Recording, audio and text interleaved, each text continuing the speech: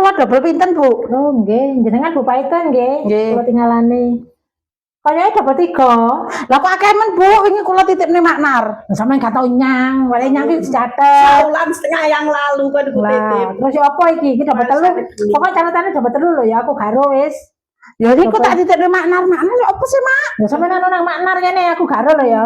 Lho, arek iki lho gak nyang suwe. Suwe heeh. Lah iki lho tanggale wis ketok tanggale mulai tanggal 22. Sampe njaluk Dek Maknar, Bu. Aku wegah bayar wis, tak gawa mulai maneh. Sing tetep tanggal pira wis ngono Wis wegah aku gak bayar, pokoke tak titipne nang Maknar duweke. Gak aku wis. Iki apa sih, Mak, sampean, Mak?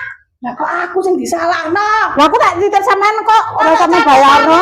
Iya, ono catatan aku wis ganyang. Sing tetep tanggal 8. Nggih mboten kula tak niki kula titipne Maknar. Oh, ngono iku ya. Jote tak gawa mulai neh, Mak. Anjir wong belum kok besuan. Kok iso kok ngono kula nginane gak nyang ping 3 kok iso aku diarani. Kok pancet ae mak lakone ya Paitun di sapa meneh aku gak iso berkata-kata mak poso Lah aku grubegeten ngono ku tak celuwat wae lah aku sing diarani Mi. iya wis cukup mak wis cukup sabar. pepek dhewe ya kok elek mari buka cerita nang aku Tapi ya butuh cerita.